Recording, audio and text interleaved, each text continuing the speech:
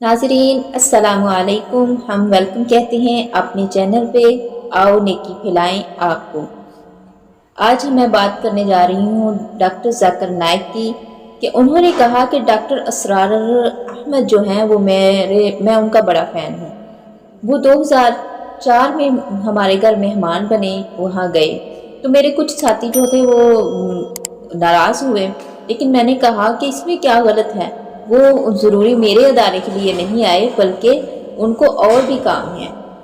मैंने कहा डॉक्टर साहब आप रफ़ीदाइन कर रही हैं, इस तरह नमाज़ पढ़ रहे हैं रफ़ीदाइन के साथ।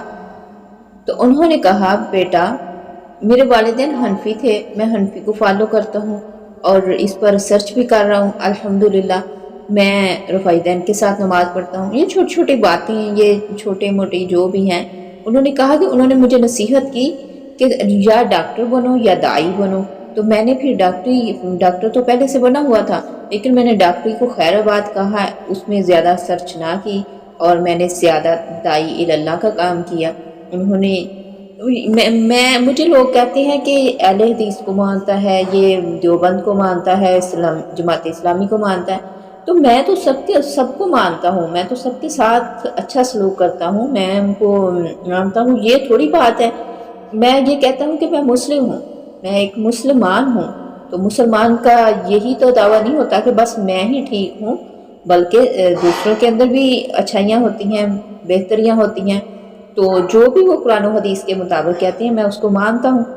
तो ये कहते हुए उन्होंने ये भी कहा कि डॉक्टर असरार अहमद ने मुझे ये नसीहत की कि या दाई इल्लल्लाह बनो या डॉक्टर बन जाओ। इसमें काफ़ी ज़्यादा जो है एफर्ट लगानी पड़ती है, इसलिए आप एक काम में महारत हासिल करो। क्योंकि मैं ये काम कर रहा हूँ ना, तो मुझे पता है कि एक ही काम होगा। तो मैंने फिर ये दाई इल्लल्लाह का काम किया, तो अल्हम्दुलिल्लाह आज मैं बहुत खुश हूँ। अल्लाह ने इसी में बहुत ज़्यादा बरकत रखी। डॉक्टर असरार अहमद जो हैं वो बहुत अच्छे उलमा थे, बड़े लोग उनके फ़ैन हैं। आप उनको सुना करें, सुन के देखें तो सही।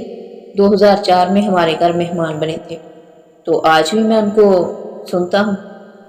अक्सर लोग सोशल मीडिया पे ये बकवास कर रहे होते हैं कि फ़लाँ ने डॉक्टर जाकिर नाइक को ये कह दिया, फ़लाँ ने ये कह दिया, फ़लाँ ने ये कह दिया, और डॉक्टर जाकिर नाइक को बड़ा प्रोटोकॉल दिया जा रहा है। अक्सर में वो खुद हसद करते हैं, कभी कह रहे हैं अहले हदीस इनको बड़ा प्रोटोकॉल दे रहे हैं, कभी कहते हैं देवबंद दे रहे हैं, कभी कुछ कभी कुछ। मुझे उन लोगों को मैसेज देना है कि आप हसद की आग से निकलें और आप खुद सर्च करें। जो भी दीन का काम करता है ना, हम उसकी इज्जत करते हैं, अल्लाह ताला खुद उसको इज्जत देता है। तो आप हसद करके इससे आपको क्या लेना देना। हम तो ये कहते हैं अल्लाह ताला ने उसे इल्म दिया है, अमल दिया है, ये अल्लाह ताला की तौफीक है, उसकी रहमत है। आप भी अल्लाह ताला से मांगे, अल्लाह ताला आपको भी देगा। तो किसी से जलने की कोई फ़ायदा नहीं। एक आदमी ये कह रहा था कि देखें वहाबी जो है इसको इल्म का ख़जाना कहते हैं कि अल्लाह की तरफ से ये ख़जाना है। तो उस जालिम के जहन में शायद कोई खलतमल था, उसका अकीदा क्या था क्या नहीं, ठीक है। कुरान के बिल्कुल ख़िलाफ़ बातें करता जा रहा था।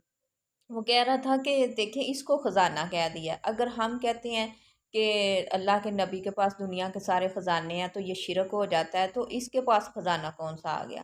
तो इस तरह से वो उसको समझ ही नहीं थी शायद।